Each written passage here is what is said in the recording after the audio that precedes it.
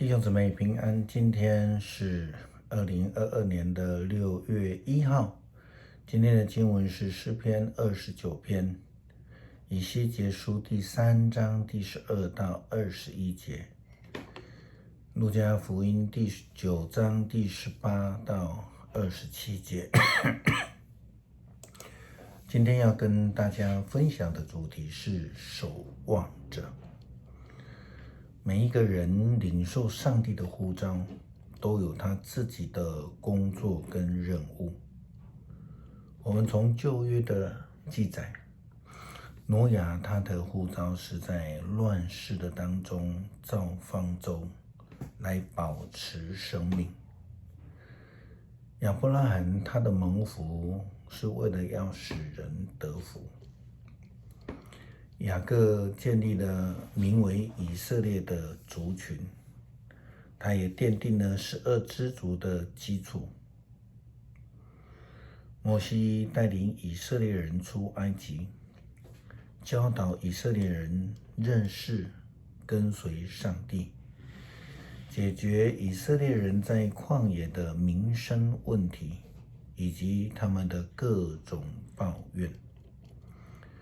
士师他们受呼召，负责带领以色列人到处征战。先知是传递上帝的话语，祭司成为人与上帝之间的桥梁，助人献祭。君王奠定了以色列国家的基础。大卫建立一个强大的以色列国。所罗门王他受呼召建造了上帝的圣殿。门徒们受呼召成为福音的使者，为人洗礼，并且带领世人归主。保罗受呼召成为外邦福音的使徒。每一个人都需要清楚自己的呼召，在教会的服事上面才能够谨守每一个人服事的任务，以及持守伦理的分界，成为一位受主悦纳的主工人。以西结书第3章的经文告诉我们，先知以西结受呼召。圣经说，于是我来到加巴鲁河边的提勒雅比，那就是流亡同胞住的地方。我在那里停留7天，为了所看见和所听见的事不知所措。以西结先知的工作是面对受掳的巴比伦的以色列人。加巴鲁河是在幼发拉底河中下游，在巴比伦到乌尔当中的一条分支河流，即表示这一群被掳到巴比伦的以色列人就是在那个地方。以西结转达了上帝给他的呼召。圣经说，必朽的人啊，我派你做以色列国的守望者，你要把我亲自向你所说的话警告他们，他就成为以色列的守望者。古代的城墙设计，在城门上面都会有这个瞭望台。那在上面的士兵呢，总是有士兵在上面，而且他们会做守望的工作。在城墙上的士兵在守望的工作上面，需要随时警醒，对城内的人们提出随时的警告。万一看到敌人的攻击，或是有任何的这个动静，他就必须赶快的警告人民，以免城墙内的人因为不知道危险而遭受了危险。上帝说，7天以后，上主对我说，如果我宣布某一个邪恶的人一定死，你不去警告他，劝他改邪归正，好救自己，这个人固然会因为自己的罪死亡，但我却要向你追讨他的血债。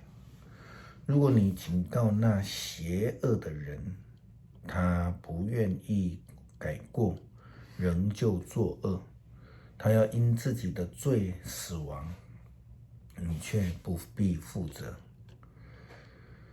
这里的守望是针对那一些行恶的人所提出的警告，这是先知的职责，这也是为什么先知会被人民讨厌的原因之一，因为他们忠心地传递了上帝的警告，要人民懂得上帝所画的一切那一条界限。但是因为这一些提醒、警告并不是好听的话，就好像在城墙里面，有人听到守望者的警告之时，就必须做很大的改变，他们要备战，他们要防御，他们要躲藏。就好像我们看到最近乌克兰的亚速钢铁厂的地下坑道一样。事实上，没有人喜欢听这样的警告，但是一旦我们听到了，就必须要有所反应。当然，首先要听到守望者警告的声音。上帝明白地提醒以西结先知要成为一位称职的守望者，要尽自己的本分，否则上帝就必要追讨他们的责任。另外，上帝还提醒以西结，要是好人离开正道，开始作恶，我要使他遭受危险。要是你不警告他，他一定会死。他要因自己的罪而死，我不纪念他做过的好事，而我要向你追究责任。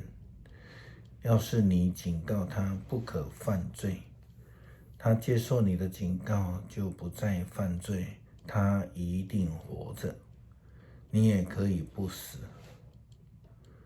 事实上，许多人无法了解并接受耶稣受难这件事情。但是如果我们从以西结的呼召角度来看，耶稣基督就是上帝所赐的救恩，是世人的守望者。神除了将上帝的救恩，他除了将上帝的救恩赐给了世界的人以外，更要成为新约的先知。所以他的提醒、他的警告，甚至他的斥责，就得不到那一些不愿意悔改的人的喜欢。所以犹太人、法利赛人、经学士，甚至祭司们，就想尽办法要陷害他。耶稣基督就预言他的受难，因他知道当他尽了自己的呼召职责之后，就必要受到陷害。这是他领受上帝呼召的职责以及结局。我们看到彼得的告白，你是上帝所立的基督，也从耶稣基督的预言，如果有人要跟从我，就得舍己，天天背负他的十字架来跟从我。因为那想救自己生命的，反要丧失生命；那为了我丧失生命的，反要得到生命。一个人就是赢得了全世界，却失去了自己，或赔上自己的生命，有什么益处呢？如果有人以我和我的话为耻，人子在自己的荣耀当中，并他父亲和圣天使的荣耀当中来临的时候，也要以他为耻。我郑重地告诉你们，站在这里的人，有的在死以前会看见上帝主权的实践。看见了耶稣基督所说的，他是守望者的责任。他提醒了我们，我们不但要赶快回转，更要愿意献上感谢。诗篇第29篇，神的众子啊，你们要歌颂上主，你们要恭颂他的荣耀和大能，你们要歌颂上帝荣耀的尊名，你们要敬拜神圣威严的上主。上主的声音传遍海洋，荣耀的上帝发出雷响，他的声音响遍大洋。上主的声音大有能力，他的声音满有威严。上主的声音震断了香柏树，连黎巴嫩的香柏树也震断了。他使黎巴嫩的群山像小牛跳跃，使黑门山像野牛蹦跳。